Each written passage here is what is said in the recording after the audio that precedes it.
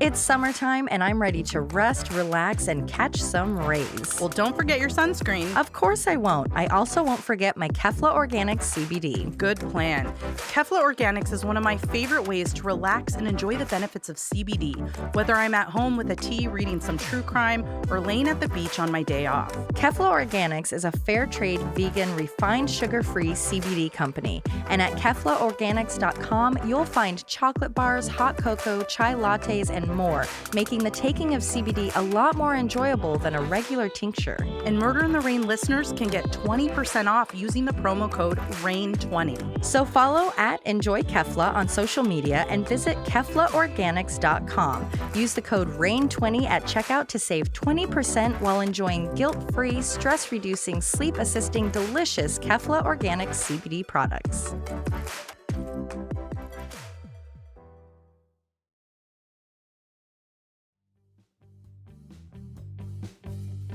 This year has taken a toll out of all of us, but no one has suffered more than my gut.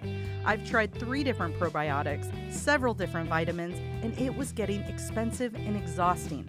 But I think I found my new holy grail for better gut health. You are not the only one. I think I can safely speak for Josh when I say our household could also benefit from improved gut health and overall nutrition. And that's why we are so excited to share Athletic Greens with our listeners. We really are. Athletic Greens has changed the game for my daily vitamin routine. With 1 delicious scoop of Athletic Greens, I'm absorbing 75 high-quality vitamins, minerals, whole food source superfoods, probiotics, and adaptogens to help me start my day right. In the few weeks since I've started using Athletic Greens, I don't have the tummy issues I was constantly experiencing, I feel an improvement in my metabolism, and I haven't been craving junk food as much. The ability to add it to a smoothie, take it with almond milk, water, or juice makes it easier for all of us to enjoy it however we'd like. That's so true. And I've actually replaced my morning caffeine with Athletic Greens. And no lies, I feel more energized than ever. And at less than $3 a day, that was less than I was already spending on coffee. What I really appreciate about Athletic Greens is that they are giving back to the community. For every purchase, they make a donation to an organization helping to get nutritious foods to children in need, including No Kid Hungry. They donated 1.2 million meals to children in need in 2020. It's time to reclaim your health and arm your immune system with convenient daily nutrition, especially as we're heading into flu and cold season. It's just 1 scoop every day. That's it. No need for a million different pills and supplements to look out for your health. To make it easy, Athletic Greens is going to give you a free 1-year supply of immune-supporting vitamin D and 5 free travel packs with your first purchase. All you have to do is visit athleticgreens.com/rain. Again, that's athleticgreens.com/rain to take ownership over your health and pick up the ultimate daily nutritional insurance.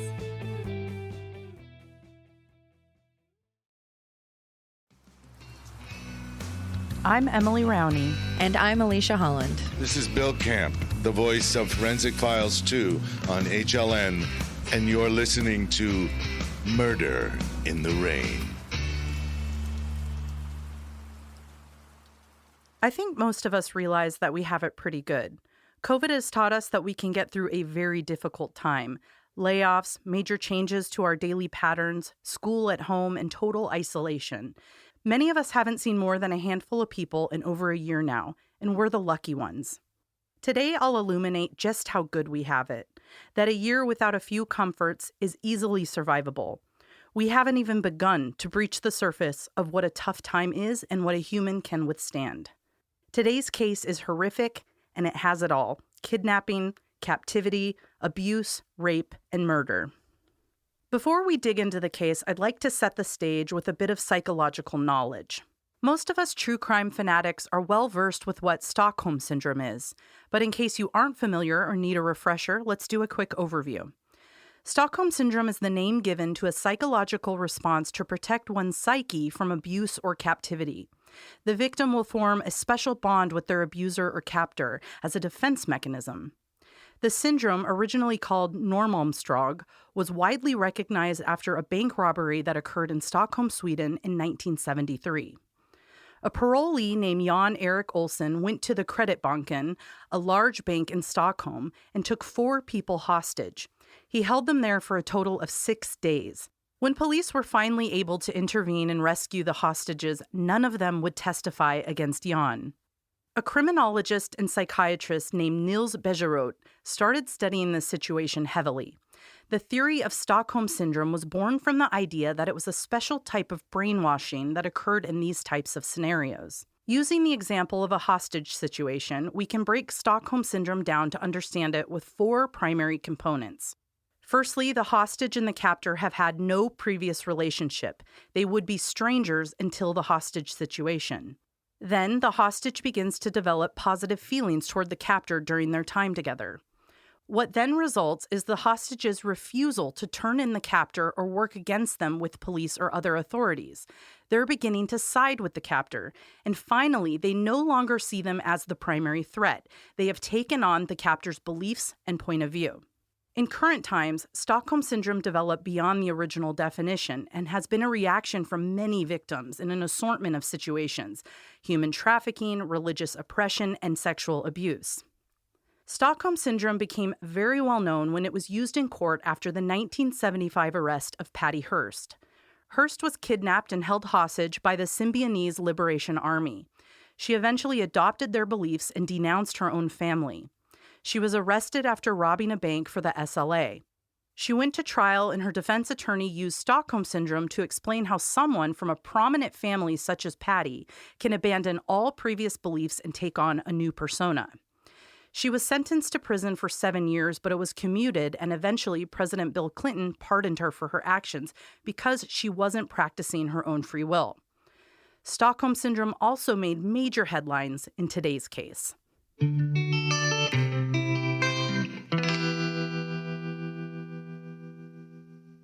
Cameron Hooker was born on November 5, 1953, in Alturas, California. He was described as an overall happy child who often made other kids laugh, but that happy-go-lucky personality wouldn't last long. The Hooker family moved around a lot so his father could work various jobs in sawmills and construction before settling into Red Bluff, California when Cameron was in his teens. By then, he started to withdraw into himself. He avoided social gatherings and entered his awkward phase at school with his gangly limbs and thick glasses. He led a pretty mundane and unseen life. Most of the time, he just focused on woodworking and shop class, a place where he excelled.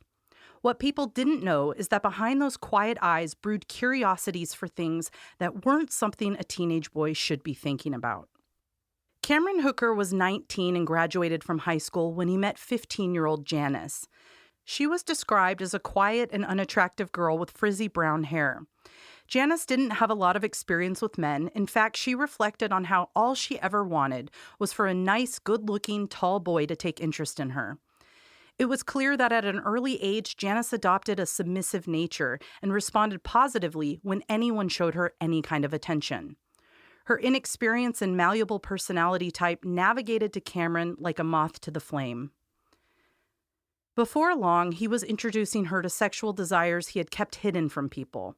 He liked to cause pain to his sexual partners.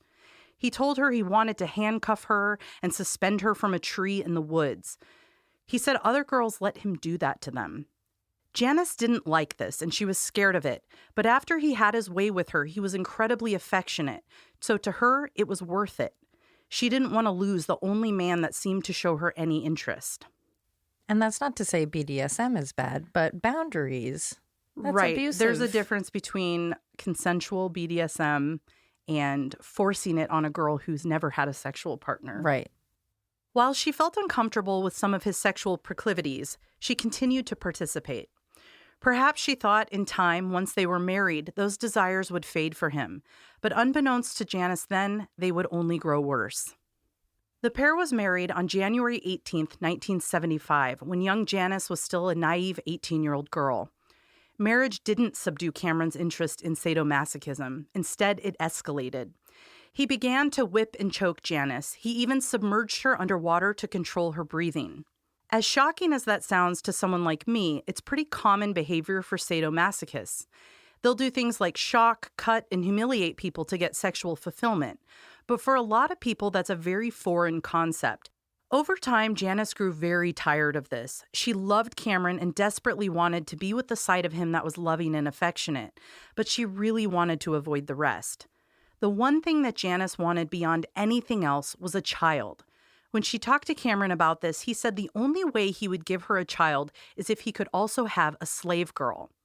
This was a regular conversation for the two of them. She would inquire about having a child. He would offer his suggested compromise. He explained to her that a slave girl would allow him to continue his needs, and it would give her a break from the pain. After years of abuse, that deal didn't look so bad. In 1976, Janice got the baby she always wanted, but that meant that Cameron would be cashing in soon. On May 19, 1977, Cameron, Janice, and their baby girl were out for a drive around Red Bluff, California. In the back seat was another passenger, a homemade wooden box that weighed about 20 pounds, a box that Cameron was waiting to open at just the right moment, and his moment was about to arrive. Colleen Stan was born in Riverside near the orange groves of California. She lived with her mother and two sisters and visited her father on the weekends. Her parents, who had divorced, eventually remarried and had additional children. In her early teens, Colleen started to disagree with her mother and stepfather more and more, so around 14 years old, she moved in with her father. When Colleen was a senior in high school, she met a man and decided to drop out of school and get married. The marriage lasted only a few months before the two parted ways. Later that year, a couple of friends and her decided they wanted a change and a little bit of adventure, so they moved to Eugene, Oregon. On May 19, 1977, 20-year-old Colleen decided to make her way to Westwood, California for a friend's birthday via hitchhiking. Along the I-5, hitchhiking was a common practice in these days, and within a few hours, Colleen had easily found rides to Red Bluff, California. She now had about an hour-and-a-half drive until she was in Westwood with her friends. As she waited for her next ride along Antelope Boulevard, a young couple stopped to inquire where she was going. The two were not traveling as far in that same direction, so they left her on the side of the road and went on their way. Next, she declined an offer from a car full of men who offered to drive her all the way to Westwood. As a young woman, this was a serious safety concern, but little did she know that that would have been her safest option that day. Instead, a few minutes later, Colleen watched as a small blue Dodge pulled up to offer her a ride. She accepted it. After all, the occupants were a normal-looking young couple with a baby on the young mother's lap. Colleen sat in the back of the car next to an odd wooden box, and the couple made awkward conversation with her. She noticed that the man was staring at her weird in the mirror, but she stifled her concerns as she knew the drive wasn't very long. The couple asked Colleen a lot of questions about where she was from, where she was going, and she answered them politely without asking them questions about themselves. Soon the man suggested that they make a short pit stop. He said there were some ice caves nearby, and they intended to check them out that day, and it would only take a few more minutes. Despite not seeing any signs off the highway about the caves, Colleen said that would be fine. They pull off down a secluded road, park the car, and the woman takes the child out of the car and heads to a nearby stream to play in the water. That's when suddenly Colleen is startled by the man pulling out a knife and climbing into the back seat with her. Within moments, her hands are handcuffed behind her back, and the man is putting something over her head, some sort of leather mask, and then a heavy box, the one that sat beside her in the car. The box was wooden, and inside there was padding and carpet.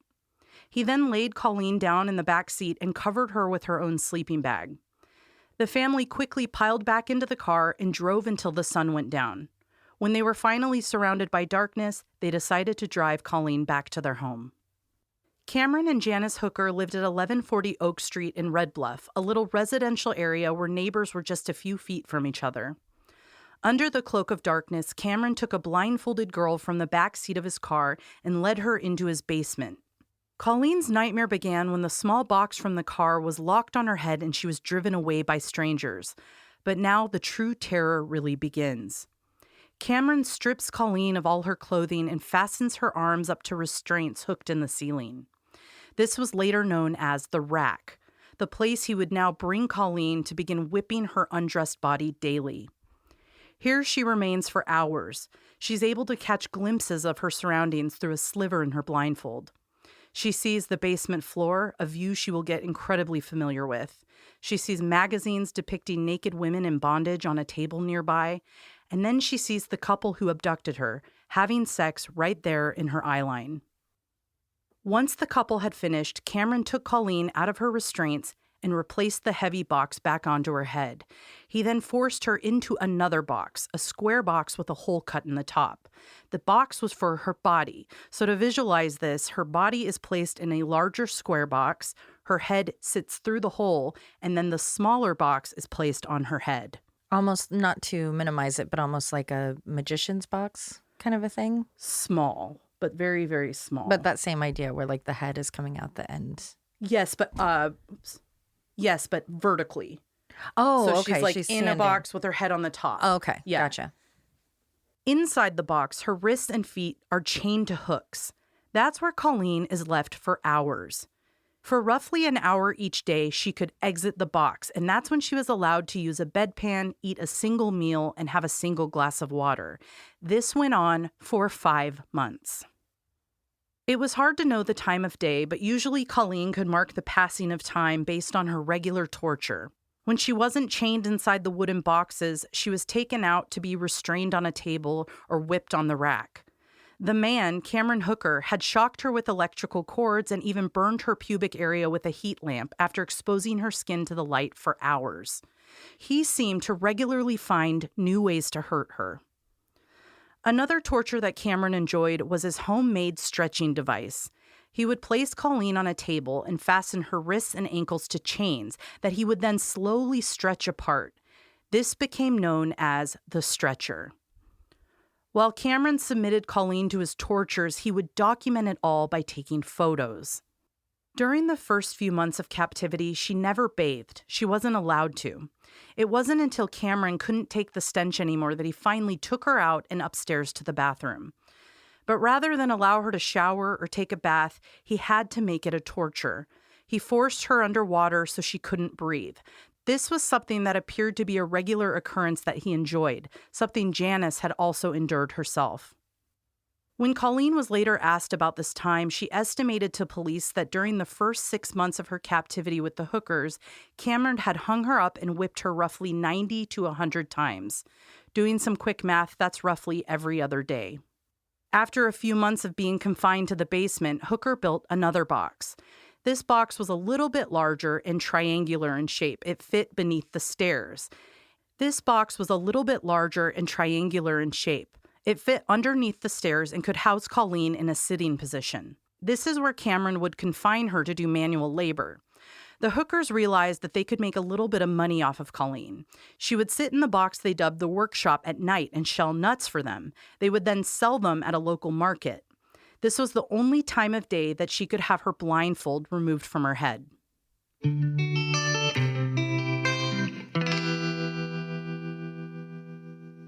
By January of 1978, Cameron introduces her to a new kind of torture, a brainchild of his inspired by a BDSM magazine he liked. He described to Colleen that he was part of a group called the Company. This was a large group of high-powered slave owners, very dangerous men from all over the world. He explained to her that he could protect her and improve her life if she were to willingly submit herself to him as a slave for life, with a legally binding contract. Of course, this was not actually legally binding. He told her that if she didn't, they would likely kill her and her family. You see, these men were watching everyone, and they knew everything about her and the people in her life. He then presented Colleen with a contract, one that she didn't realize he had made himself. On it, he called himself Michael Powers. In the contract were the rules if she were to become a slave. She must call him master or sir. His wife becomes ma'am. She serves him in his every desire. She's not allowed to look at him in the eye, and she cannot wear undergarments. But more importantly, she has to do everything he tells her to without comment. From then on, she's known as K, like the letter. Colleen believed everything Cameron said and feared for her life, so she signed. As time went on, Cameron would spin stories about what the company was capable of as a way to keep Colleen compliant. He told her about a disobedient slave who ran away, and as punishment, she was dismembered by the company. Another time, he took advantage of a knee surgery his wife had by telling Colleen that Janice, who was also a slave, was in trouble with the company for her disobedience, and they hurt her leg to keep her in line and remind her that she is a slave. Now that the contract was signed, things changed in the household. Colleen knew the tension was building with Jan, who was clearly jealous that Cameron was sexually interested in her. One night, when Janice was out, Cameron brought Colleen out from the basement and into his bedroom. He then raped her. Now, the deal was that he could keep a slave in exchange for giving Janice another baby. But his master-slave relationship was not to be sexual. He was only to have sex with his wife. The slave was there for physical brutality that he claimed he required. Because of this rule, Cameron would rape Colleen in secret when Janice was out of the house. Initially, he avoided penetrating her and limited his rape to oral and penetration with objects. But soon he couldn't resist, and he was raping her regularly, never forgetting to wear a condom to ensure she wouldn't get pregnant. After having Colleen in captivity for 11 months, Cameron started to worry about their presence in the residential neighborhood. He decided to move the family into a mobile home in a rural and secluded part of Red Bluff on Perishing Road. This move required a few alterations to Colleen's quarters. The mobile home they were moving into didn't have a basement, so Cameron decided to build a special new box. This box was more like a coffin, and it fit just underneath the Hooker's waterbed. Now he could confine his slave in a tiny box directly beneath him. He fitted the box with a small fan system and a bedpan, and Colleen would still be forced to live in this box 23 hours a day. While Colleen laid in her box, she could hear that Janice was also subjected to regular abuse from her husband. Soon, Janice and Cameron were pregnant with their second daughter. He forced Janice to give birth at home rather than see a doctor or go to the hospital. So on September 4th, 1978, Janice gave birth on her bed as Colleen lay in the box beneath her, listening to the entire labor. Eventually, the 23 hours in the box opened up to a little bit more freedom. Now that Cameron had grown more trust in her, he allowed her to go outside, sometimes even by herself. He was sure to keep her under the constant threat of the company, but Colleen gardened and occasionally talked to a neighbor. She took care of the little girls sometimes. Family and neighbors were told that Colleen was a live-in nanny, but no one knew that she lived in a box under their bed. Before long, he let her sleep on the bathroom floor, chained to the toilet, but with the opportunity to stretch out on a sleeping bag. In 1980, Colleen tried a new tactic. She told Hooker that she loved him. Her hope was that he might lessen the abuse if he thought she truly loved him and wouldn't do anything to break that trust. Perhaps her fake confession of love to Hooker worked because during the year of 1980, he allowed her to make a handful of phone calls to her family. Eventually, he surprised her with the good news that the company was going to allow her a trip home to see her family. Now, in order to allow this luxury, he described that she would have to pass a test. This test was him handing her a gun and telling her to put it in her mouth and pull the trigger. Now, it wasn't loaded, but she didn't know that. She did exactly what he asked and passed the test, and now they had a short trip planned to visit her family in Southern California in 1981. So at this point, she's been captive for 3 years. 3 years? Well, just over 3 years. Yeah, I was going to say a little bit more because the baby came in 78. Okay.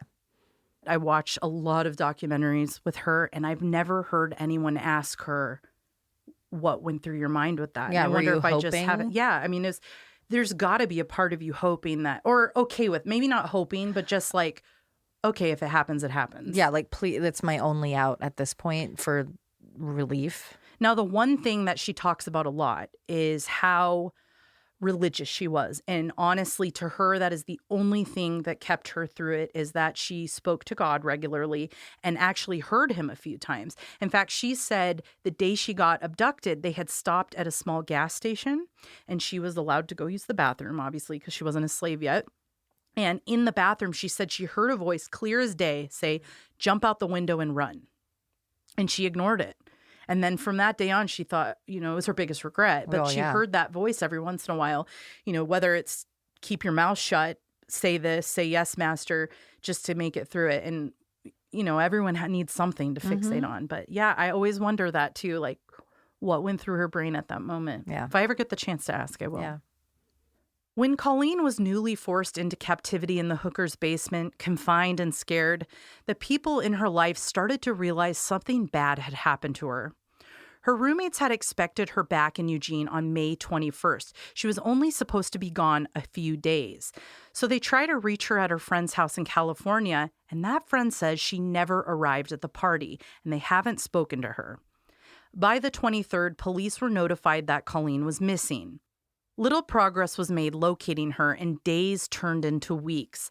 The family begins to panic.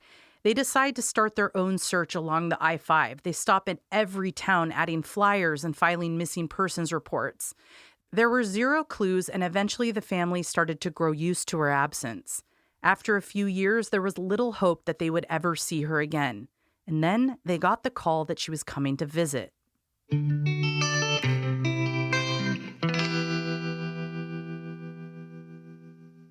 Colleen arrived at the family's door, and they were pretty taken aback by her appearance. She had always had a childlike chubbiness, not overweight or anything, just a very healthy young person look. But when she arrived, she was dangerously thin. I'm talking less than 100 pounds. Her skin had lost its luster, and her hair was lank. She was wearing odd handmade clothing. Overall, she just looked like she had not taken care of herself at all. The man she was with appeared to be on the nerdier side, someone her sister would have never imagined her lively and popular sister to ever date. Cameron didn't stay long. He dropped Colleen off, reminding her that the company was listening, but allowed her to be alone with her family. They spent the day looking at old photographs and catching Colleen up on everything she had missed while she was away. Her sister was eager to find out where she had been and what she had been doing, but her stepmother reminded her that they needed to be very gentle with Colleen or she might run and sever all contact. Many people might be asking themselves right now, why didn't she tell her family what was happening to her? Why didn't they call the police? And the answer is Colleen was completely brainwashed at this point. She lived with over 3 years of torture, 23 hours a day confined in a box. When taken out, she was beaten and she was raped every single day. That's over 1,000 days at that point. What would you do? What would I do? I honestly think hardly anyone could endure that. With that kind of abuse, it's not even surprising. It's bizarre to hear because you think, how is that possible? It's rare. You would think that, because when people put themselves in those positions, you're doing it with your brain right now. And as we've seen, even logical brain. Yeah, even through quarantine, now we're a year in, I'm not doing so hot. My brain is not working how it was. I don't socialize the same way I did. And imagine you are only allowed to have 1 glass of water a day. You could only use the bathroom 1 hour of the day. So you take all of that to the most extreme, and she's just happy to be sitting there and terrified about the company. I'm way more, hey, family, you were out Why searching didn't you push for harder? me. How did you not? Note to you guys, if I ever disappear and I just show back up, you better close me in a room and call the cops and be like, we got to sort some stuff out first before we even talk about. It is the early 80s. Yeah. People, this is not a situation that people have ever heard of. That's true, because now we have. I feel like there aren't a ton of these kinds of cases. We know these red flags now. But there have been several. I don't remember who it was. I want to say it was one of the Cleveland girls, or it might have been that gal in Utah, that they went to go get a job or something or go get a bank loan. And that's when she finally spoke up. But she had been out living. So now we do hear of it and go, that can happen. So people are more aware. So that totally makes sense. But yeah, it's way more to me on the family of just don't let her out of your sight. And as she was getting out of the car, he was like, your entire house is bugged. They will hear everything. Don't bring anything up. I mean, he was instilling fear in her regularly, and she just wanted her family to be safe. So at that point, it isn't even about her. Exactly. She thinks she's saving their lives by keeping quiet. Yep. After a single day with her family, Cameron picked her up, and before leaving, they took a quick picture. In the photo, it looks like a young couple in love, but Colleen was faking it, thinking that she was protecting her family from the company. Her family watched her drive away, and it would be the last time they would see her for another 3 years. Now that Cameron and Colleen have returned to Red Bluff, things appear to take a step back. Cameron resumes forcing Colleen into the box 23 hours a day. She was no longer given the luxury of sleeping on the bathroom floor. It seemed like things were worse than ever. At one point, the entire family goes on a 3-day trip, and while they're gone, Colleen is left in the box in over 100-degree heat with no food and no water. She manages to break out of the box, but rather than run away, she stays in the home until the Hookers return. There was a span of 3 years while Colleen spent those 23 hours in solitude in the box. She was, of course, let out that 1 hour a day for her basic human needs, but if she was out any longer, it was because of her regular torture sessions and rape. Eventually, Janice learned that Cameron had been having penetrative sex with Colleen. This led to serious relationship problems between all of them. Cameron eventually demanded that Janice pull it together and realize that it was his right to have a slave or multiple wives if he so wanted, and maybe that's how she should think of Kay, as another wife. He then brought the Bible in to argue this, making Janice read to him about how wives and slaves are to be submissive. After Colleen had been back in the box again for many, many months, the often tenuous relationship between Janice and Colleen began to change little by little. Initially, Janice hated Colleen because her husband was clearly sexually attracted to her, and she held it against her that he wanted them both to be his wives. But now, Janice begins letting Colleen out of the box and reading the Bible together when Cameron's not home, allowing an opportunity for a bond to grow between the two of them. Towards the latter half of 1983, Colleen wins a bit of trust from Cameron, and she's allowed to sleep on the living room floor. She also goes back to helping with the children. When Janice goes back to work, Colleen stays home with the kids until they go to school. Once they begin school, the Hookers allow Colleen to get a job, a real one, outside of the house. Of course, she has to give her entire paycheck to them, but it's still freedom. She starts working as a maid at a local motel called the King's Lodge. With Cameron's blessing, Colleen also starts attending church with Janice in July of 1984. By August of 1984, Janice has finally had enough. Perhaps it was her new bond with Colleen and the building guilt, or perhaps it was the multiple years of abuse she had suffered. She went to King's Lodge to meet with Colleen. There, after 7 years, she finally told her the truth. There was no such thing as the company. The contract she signed wasn't real. The stories about the punished runaway slaves were not real. Cameron had lied to her in order to keep her as his slave. This came as a major shock to Colleen, who had believed every single word, but she took it in stride with the support of Janice. Together, they plotted their escape. They went to their pastor and told him enough information regarding Colleen being there against her will and that Cameron was abusive. He instructed the two to be careful not to tip Cameron off, so they acted as if nothing was wrong. They picked him up from work, they had dinner, had a normal evening. Then when he went to work early the next morning, the 2 women and the 2 children left the mobile home and headed to Janice's parents' house. Janice then purchased Colleen a bus ticket to go back home to Riverside, California. She handed it to her and said her goodbyes. When Colleen was 100% sure she would actually be stepping onto that bus and there was no way Cameron could stop her, she called him.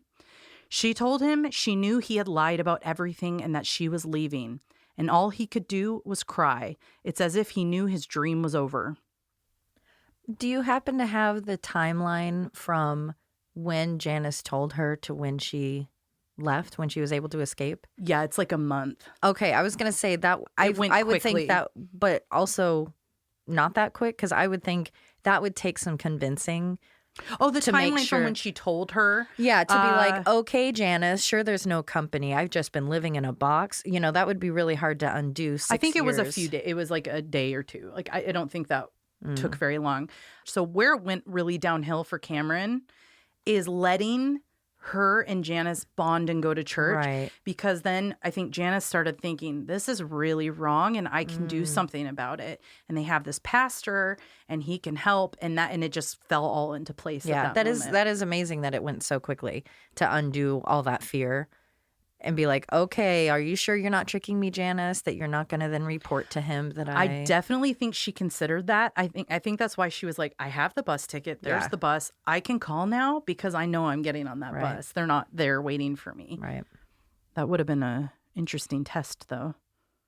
When Colleen returned home and reunited with her family, she kept fairly mum about what she had endured the past 7 years. She said she had been abducted and held against her will, but she refused to give them the horrific details, and she didn't want to go to police. This is, of course, a telltale sign of Stockholm Syndrome. The victim bonds with their abuser and eventually grows an empathy towards them and does not want to get them in trouble. Colleen also felt guilty that she had endured all of this. She thought she was so naive that she would believe all of these lies, and that somehow that made like she didn't deserve justice or something. Now, this is fairly common with these types of victims. Eventually, her family was able to convince her that it was time to go to police. But that ended when she got a phone call from Janice, who she stayed in regular contact with. Janice had stayed with her parents for a disappointingly short period of time. She decided to attempt to make it work with Cameron. Perhaps with Colleen gone, they could return to being the only two people in their marriage. What she failed to recognize was that from 1980 to 1983, Cameron enlisted Colleen's help to dig a large hole hidden in their shed. This was going to be turned into a cellar-like room where Cameron could hold multiple slave girls. He had fully intended to have more slaves. That's all he wanted in life. But in her eyes, he had tried to change. She convinced Colleen over the phone not to go to police and described how he was making an effort. He began to go to church with her and seek counsel from Pastor Dabney. One night, he even had the idea to burn all of his sinful pornography, S&M gear, and photos of Colleen and Janice. And while they burned that previous sin away, that didn't stop him from accumulating more. Eventually, Janice realized it was beyond her control. He wasn't going to just get rid of this dark side of himself. She finally left the house for good. She went to Pastor Dabney and told him everything, the real story, all the dark details that she had left out previously. On November 7th, 1984, Pastor Dabney picked up the phone and called police. Janice spent hours detailing what Cameron had done and what he had forced her to do to Colleen. When Janice described to investigators what happened to Colleen, she made it clear that this wasn't the first time that it had happened. Cameron had tried all of this before with another girl, but she had died. Early in their relationship, I mentioned that Cameron introduced sadomasochism into his relationship with Janice, but she had a very hard time with it. She didn't like the physical pain. Cameron basically said that's what he needed, and if she couldn't give it to him, someone else needed to. This is essentially how he convinced her that a slave would be the ideal situation. He could take out all that pain on someone else, and the sex and the marriage belonged to Janice. His first attempt at finding an outlet for this pain wasn't Colleen, but another hitchhiker that they had picked up the year before Colleen's abduction. Janice tells police that her and Cameron were driving around when they met a girl named Marie Elizabeth Spannhake, known as Marliz Spannhake. At first, police didn't take stock in the story, but after calling Chico police, the location and the timing lined up. Marliz had moved from Ohio to California in 1975. She was working as a part-time model and living with her fiancé, John Baruth, on Parmack Road in Chico, California. The last time John saw his fiancé, the two were at a flea market in Chico when they got into a fight. Marliz walked off, and John never saw her again. Initially, police suspected John had murdered her, but he was cleared after passing a polygraph. But now Janice has described that not only did they pick the girl up, but they took her home and Cameron killed her. The two were driving when they saw Marliz was hitchhiking for a ride. Cameron pulled over and she hopped in after seeing a nice young couple. They drove the girl to her apartment as if they were going to drop her off, but Cameron quickly got out, attacked her, tied her up, and forced the head box on her, the same box that Colleen would later wear. They then waited to take her home until dark, but to pass the time, they parked the car in a secluded area with the girl tied up in the back, and they went to dinner. When it got dark, they drove home and snuck Marliz into the basement. Janice didn't stay. She went back upstairs and readied herself for bed, but Cameron had other plans. He wanted to make Marliz his very first slave, and he intended to cut her vocal cords so that she could never tell anyone what happened to her. While in the basement, Janice suggests that Cameron had hung her by her wrists and attempted to cut her vocal cords, but since he didn't know how to do that, it was botched.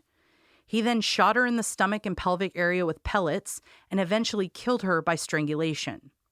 Later that night, Cameron came to ask Janice for her assistance, and together they wrapped up Marliza's body, carried her out to the car, and drove along Highway 44 until they found a dirt road near Lassen Park. Then they got out and dug a hole and buried the girl. Police and prosecution agreed that they needed Janice's testimony in order to convict Cameron Hooker. Anyone who spoke to her could see that she was very much a victim. She had been with this abusive man since childhood. He was all she knew.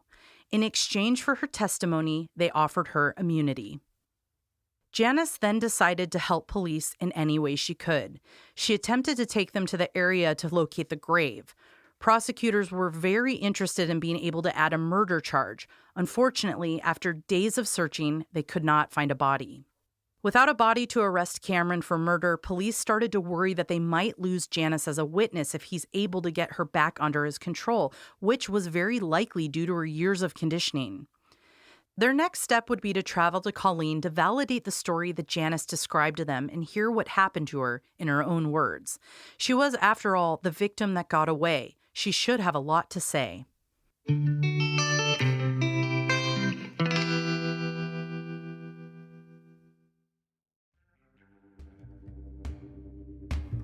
If you're like Emily, you're probably always on the lookout for a new podcast. And lucky for you, the latest season of the wildly popular con-themed podcast Chameleon is back. In season 1, they talked about the Hollywood con queen, a scam targeting up-and-coming hopefuls in Hollywood's film industry. It was great. I was hooked on every word. Season 2, High Rollers, tracked the story of an FBI sting operation gone wrong. This new season is called Wild Boys, and it covers the 2003 international news story where 2 half-starved young boys wandered from the wilderness into a small Canadian town. They become known as the Bush Boys, and they tell this incredible story about being raised in the British Columbia wilderness. In fact, they tell the town that it was their first ever contact with society. They'd never seen a TV, gone to school, used a cell phone, or registered for an ID. There was just one problem. Not a single word the boys were saying was true. Nearly 20 years later, award-winning comedian and journalist Sam Mullins uncovers the bizarre true story of the strangers who turned his hometown upside down. It's a psychological drama you can't miss, with never-before-heard interviews and audio from the boys and their family. I cannot wait to dig into this one. I love a good scandal. Who doesn't? To hear the story, search for Chameleon Wild Boys on Apple Podcasts or wherever you're listening now.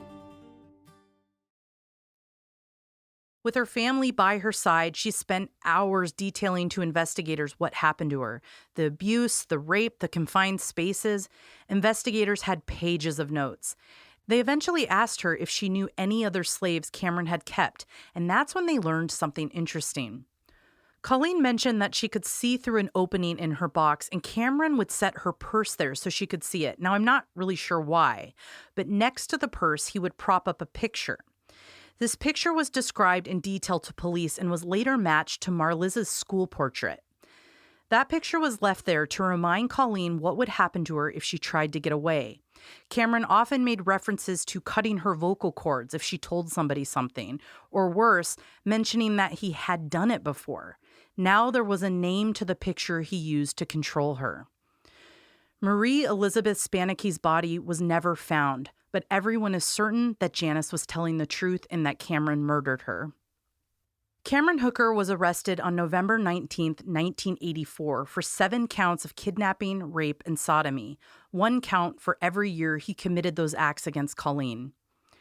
When police arrived at his door, he didn't seem surprised. He didn't say a word except to ask for a lawyer. When his home was searched, police found the stretcher, the head box, his bondage items, the dungeon he dug outside with Colleen in the shed, the one he planned to store his additional slaves in, and the one he forced Colleen to spend time in. At trial, defense claimed that at some point in Colleen's captivity, Hooker had let her go, and that date just happens to line up with the statute of limitations for kidnapping. So what he's saying is that, yes, he kidnapped her, but at some point during her captivity, he said, "You're free to go." And since there's a 3-year statute of limitations on kidnapping, that charge should be dropped.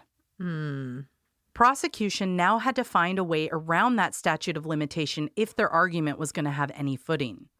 And just like we would expect with a trial against a white man, defense brought up Colleen's past sexual history, as if that had anything to do with why a man would kidnap and rape someone for 7 years.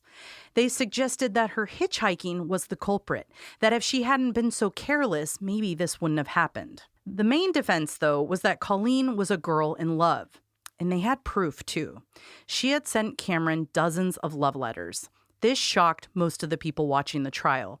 Defense not only had letters, they had phone records showing that Colleen repeatedly called Cameron at times when no one was home with him. A lot of people started to side with defense. In their eyes, this woman had every opportunity to get away from her captor. She must have loved him in order to stay. When Cameron took the stand, he also added to this narrative. He claimed that they loved each other, and the reason that there were accusations against him was a standard old cat fight. Janice and Colleen were fighting over him. He also shocked the court with the suggestion that the women had their own sexual relationship together. This was adding fuel to the fire that Colleen's sexual history was relevant. Both women said that that wasn't the case, but that on a few occasions he had forced them to pleasure him together. He might ask one of them to fondle the other, but they had never had their own relationship. Prosecution focused heavily on the abuse and rape events that happened during captivity and the psychology that followed. In the Patty Hearst trial, Stockholm Syndrome was part of the defense. This would now be the primary focus of why Colleen Stan stayed and why she said she loved Hooker. If they can prove that his actions conditioned her to stay, they could avoid the statute of limitations issue. The prosecutor in this case, who is a total baller, is a young woman named Christine McGuire. She's a very good lawyer with a win rate of over 90%. She painstakingly went to court and outlined all of the tortures and sexual assaults. Here's a quick breakdown. About a year into captivity, after the daily tortures, he introduced rape. At first, it was just sodomy.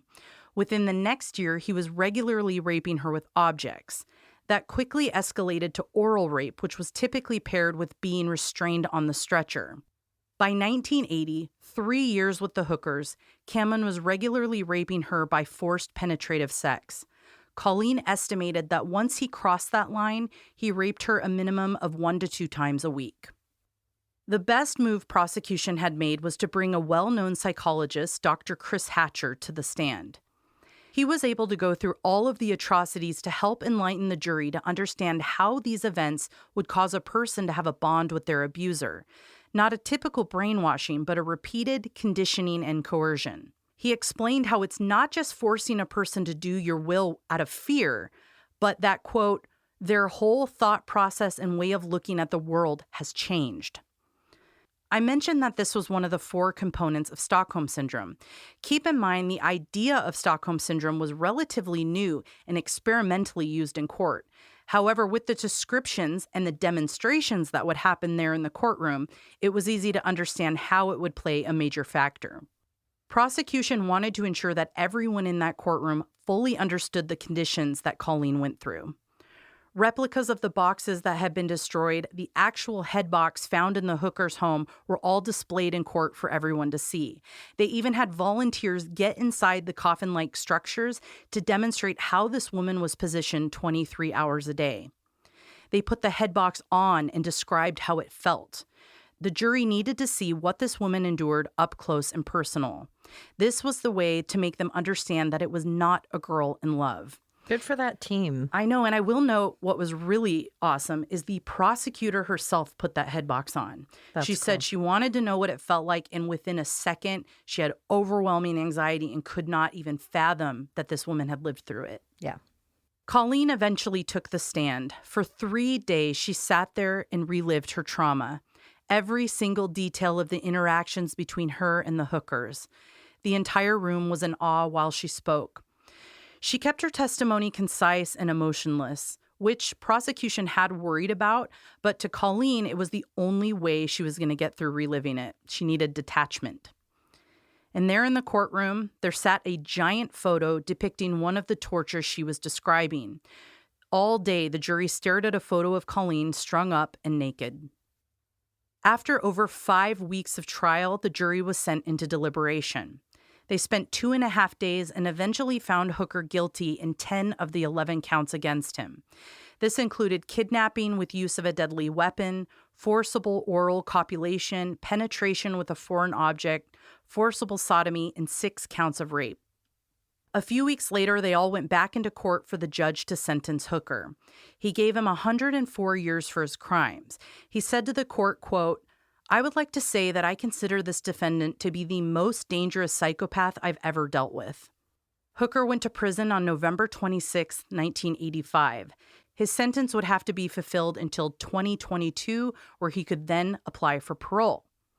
But California later passed a state law that would allow elderly prisoners to be eligible for early parole release.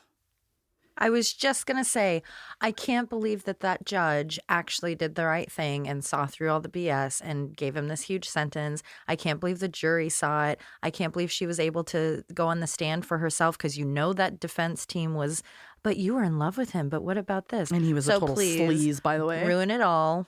I know. So due to this law, Cameron Hooker's sentence was reduced to 74 years, which is still a pretty strong sentence. But he became eligible for parole in 2015. So he applied like any inmate in his position would, and it was denied. A relief, right? Well, I'm here to tell you that he is once again eligible for parole. His hearing date is set for March 30th, 2021. That's just 2 weeks from now. This date is actually the earliest possible release date he could have. He earned this for fantastic behavior. Colleen Stan, who had previously changed her name and moved on with her life, getting a degree, getting married, starting a family, writing a book, is now back in the media spotlight fighting against this possible parole. She's made it clear that she thinks he is a danger and likely a repeat offender. Colleen is very open about the extreme suffering she's had post this traumatic time with Hooker. Failed marriages, regular physical pain, traumatic stress disorder, issues holding a permanent job.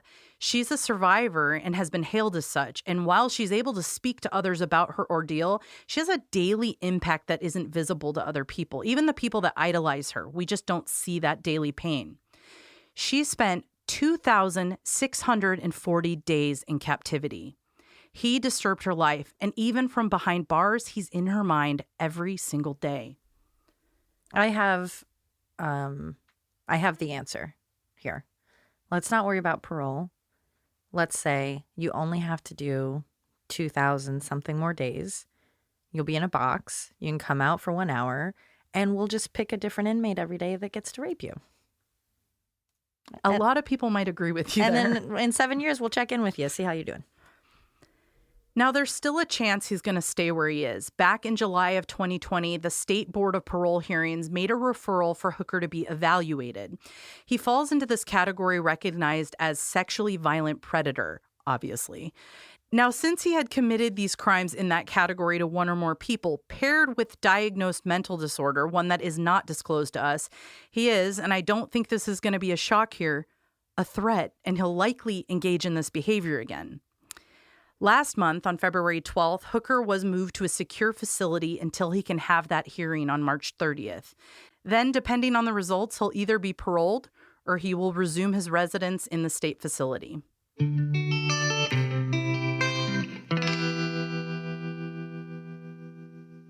All right, hit me with them questions. The nerve of parole.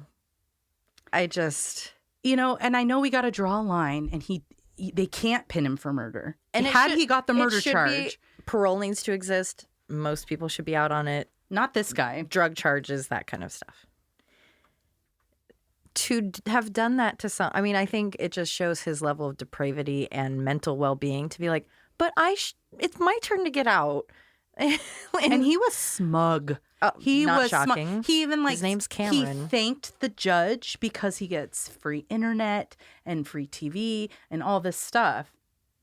And he didn't have to be around those two women. He said that in court. People like that make it really hard to be against the death penalty. I found it interesting that he had killed someone via strangulation, which is a very intense, hands-on, interactive, but that wasn't his goal. I find that very interesting that it really was just to have a girl, because you hear about people that the guy in Cleveland, he just collected women, or other people where they went through women. they were a serial killer, but they did it through that kind of means of kidnapping someone. So it's interesting that it really was just that kept. I think, panic. So he wanted the slave. He thought, oh, I have this great idea. I'm going to cut her vocal cords. Oh, wait, I'm not a doctor.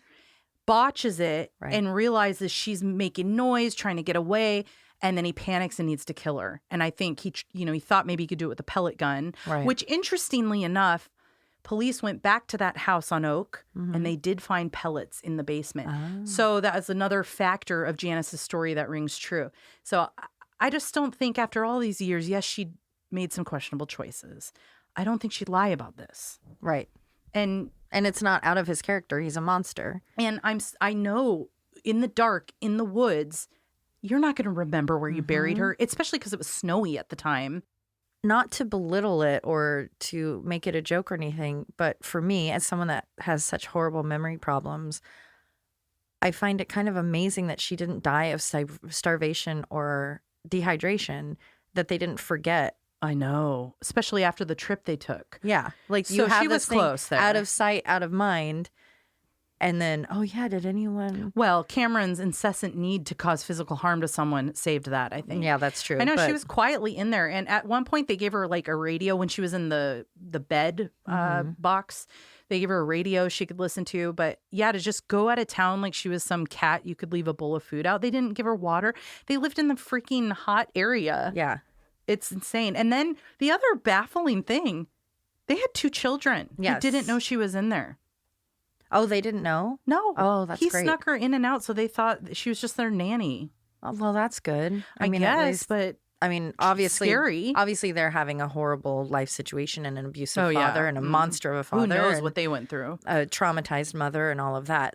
I actually was going to say, did he not just do this with Janice because of the kids? Did you read anything of, why wasn't Janice, whether she likes it or not? It's not like Colleen was, oh, yeah, I'm super into this. Oh, no, he did it to Janice, too. They even had photos in court. Right, but he didn't, box her or do that kind of thing or just keep her? Is that because she was the caregiver for the kids? Elevated to wife, yeah. Right. I think he did have, an actual marriage with her. So that's probably easy to almost layer your slaves. Yeah. This one's more important because she is my child's mother. Right. This is the one that I take it all out on. But she still suffered brutally. Oh, absolutely. So in court, they talk about how they found a remaining picture of Janice, who was also on the same rack, pregnant. Oof.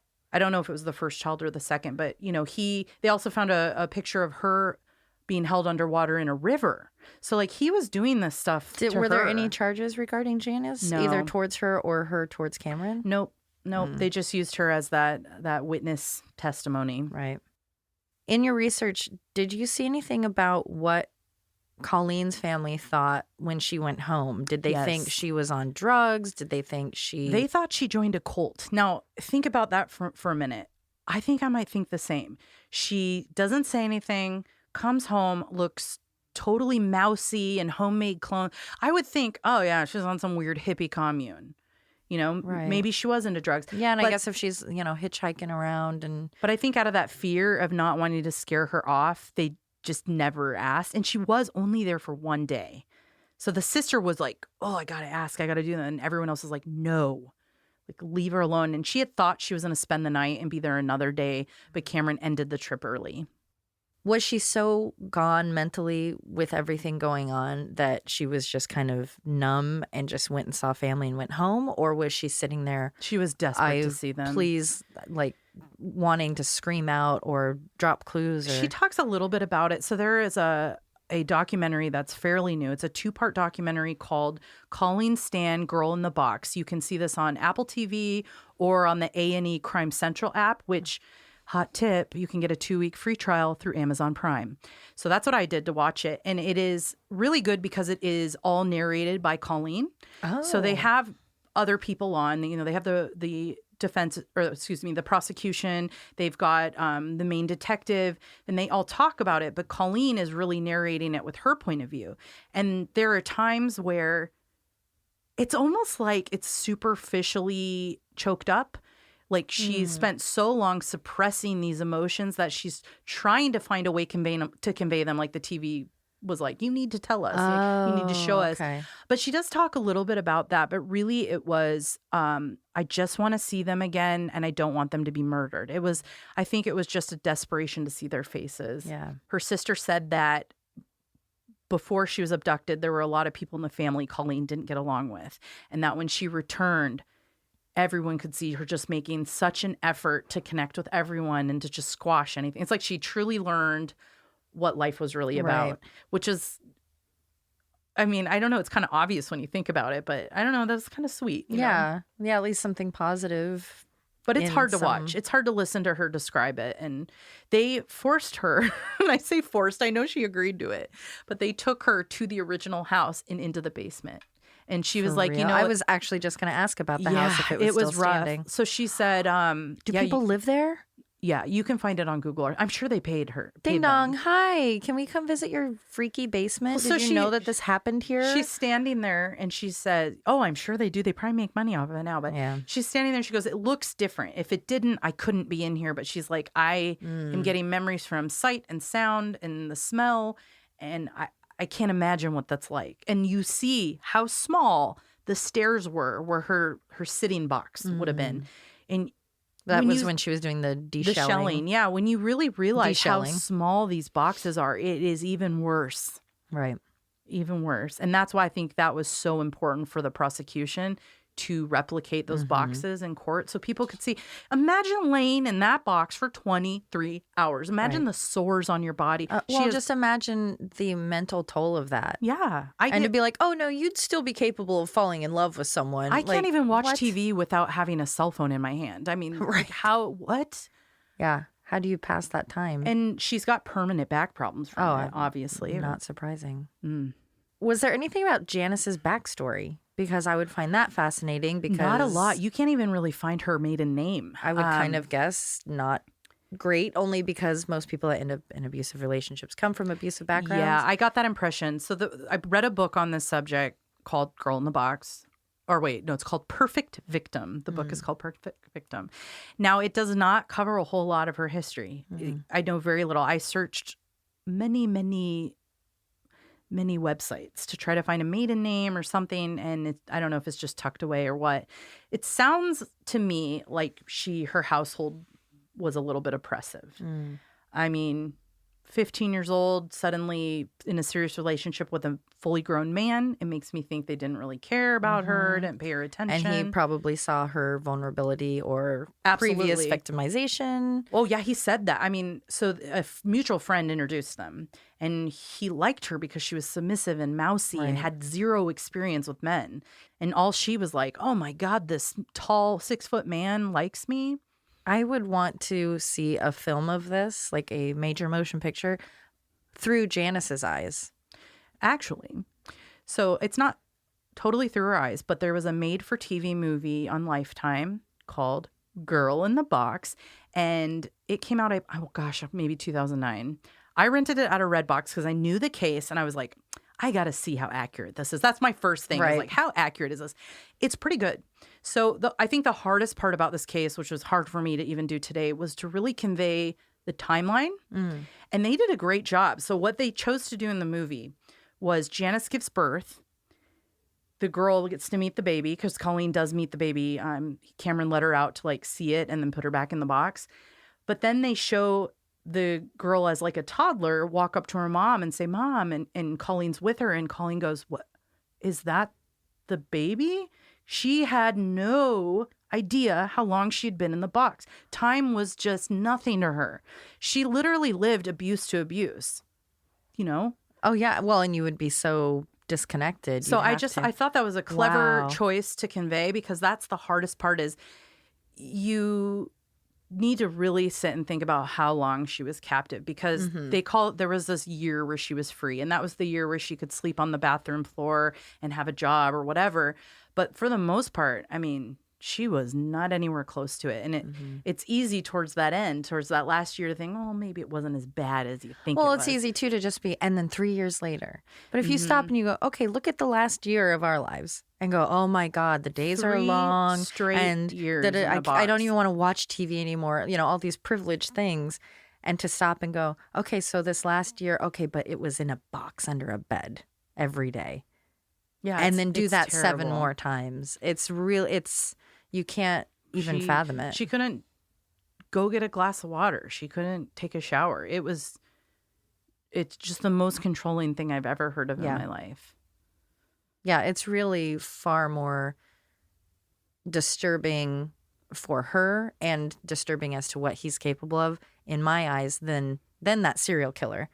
The serial killer goes and, okay, you did this thing, and not that you understand, but you can go, okay, it was a power move, or, oh, your mommy issues and your wife issues, and you're taking it out on this girl you found on the side of the road, whatever. This kind of thing where it's every day and you just have a person in your, like, that is so extreme. I sometimes wonder if he hadn't had Janice or kids, what it would be like. Yeah. Would he be a serial killer? Would he just go But through isn't it slaves interesting and get rid that of he them? even bothered, if you will, to do that? That he still wanted that perceived normalized Americana life of, well, I'm married and I'm... So was that he was seeking normalcy, or was it he wanted to present normalcy? Mm-hmm. Yeah. But yeah, But anyway, that movie though, it's yeah. good. It's fairly accurate. It's short. The Janice is played by Robin Williams' daughter. Oh. She does a great job. So anyway, I mean, if you want a little bite-sized nugget of visuals, they do a great job of showing the boxes, and it's not too graphic because it's Lifetime. But the documentary is really good for a perspective on Colleen's point of view and the struggles. Well, and what hangs with me with Janice is that first moment when she took the baby over to the creek and she knows what he's about to do. Yeah. And on one hand, you want to get really pissed and go, how could you possibly... But on the other hand, this prey? It's kind of like wallowing with the absolutely. Kids. They were just getting a little bit of relief when that friend came into the household. On one, you're sitting there going, okay, I'm leaving this prey to just be consumed by this person. I know what's going to come to her. But also, I don't have to have it happen. But also, you're just standing there at the water. Are you even thinking anything? Are you feeling anything? That's the thing. She was conditioned by the same abuses and the submission. You better let me do it, or you're going to be a single mom with no skill set or whatever, because I have had you since you were young. High school diploma. Right. And you'll have nothing, and the company's after you. I'm sure he played that same stuff into her, some degree of that, because obviously, she knew it wasn't fake, real. But, the threats are real. Exactly. I'm sure he had some form of that towards her. Yeah. Now, a lot of people were pissed that she wasn't held accountable, and again, you have to really sit and think about her life. She was a 15-year-old child when she met this fully grown man who, right from the beginning, turned physical pain into the only kind of sexual contact she knew. So that same conditioning happened to her. And so I feel quite a bit of empathy to her, because it is a self-preservation. You're doing what you need to survive. And she came around eventually. Right. I know it took 7 years, but she did everything she could. Now, she swayed a bit when they were in trial. The family was really urging her to help them and the defense by pulling up the stuff like the letters on Colleen. And so I think she really went back and forth, because she still loved him. Yeah, he's the father to my children, and I'm scared of him, but he's all I've ever known. I can't help but think of her as a victim. Absolutely. I think it's fair to be angry and say, not only could you have protected yourself and your kids, but also this other woman. So that kind of has a place to go. But then on the other hand, she was in the exact same position. She just wasn't in a box. Yeah. But the thing I think that really pisses me off is that freaking defense slimy lawyer and pulling up her sexual history. Like, I know it happens all the time for victims. It is a constant struggle. But you had a solid argument with the love point of view. Why did you need to talk about who she had sex with before she was kidnapped? Because it was off the side of the road, baby. Oh, 70s, late 70s. No, well, by the trial, though. Yeah, sure. Yeah, that's just hard for me to... At least they got him, and they didn't go, she was hitchhiking. That could have happened. The 80s, and so early in Stockholm Syndrome. It could be Marliz. I don't know if we will ever find her bones, her body. I know these cases don't come up very often where someone survives being held, but it is fascinating and equally overwhelming to even think about because there are so many people missing people in their lives. And you wonder if they're in this position. What is the percentage? Are they in a basement somewhere, like the girls in Cleveland? Yeah, what house am I driven by? Especially when it's like a neighborhood house, like next door. Yeah, it makes you really wonder all the secrets people are keeping in their houses. I'm like, I worry when my TV is loud, or if my dog's barking, or my window's open, I have music going. My neighbor hears me fart or something. Yes. With this case, I know a lot of people know of it or maybe have heard a little bit about it, but I'm regularly shocked at how many people have not heard of it because it is shocking. I don't know. Is it one of those that it's too scary and I think possible? So. It's too real. It's too real that you could be an everyday person who gets in a car with a couple that looks normal and then bam, everything changes and you are abused and taken advantage of and your life is pulled away from you and you never see your loved ones again. Like that is like a ultimate scary nightmare thing. scenario. Mm-hmm. Yeah. So nobody should complain about COVID being stuck at home. Exactly. Is the moral and of the don't story. hitchhike, guys. Yeah, really don't hitchhike.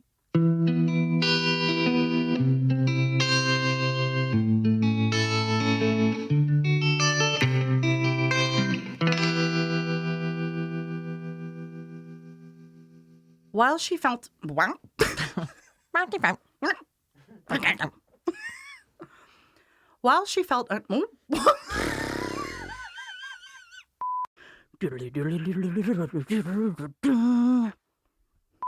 little progress out through that's not how I should talk. Oh, you're missing a word or something. What am I missing? Something that makes it make sense. Murder in the Rain is produced and edited by Josh McCullough. Written and hosted by Emily Rowney and Alicia Holland. Artwork by Jamie Costa. Music by Kai Pfeiffer at kyfifer.com. Check out our website, murderintherain.com, for additional information on all cases, a fun interactive map, and be sure to subscribe so you can receive our newsletter. Check out the Mad Props page for coupon codes from some of our sponsors. We love your reviews and seeing them on all streaming platforms, especially iTunes. And check us out on Facebook, Instagram, and Twitter. And suck my balls. Please put that in.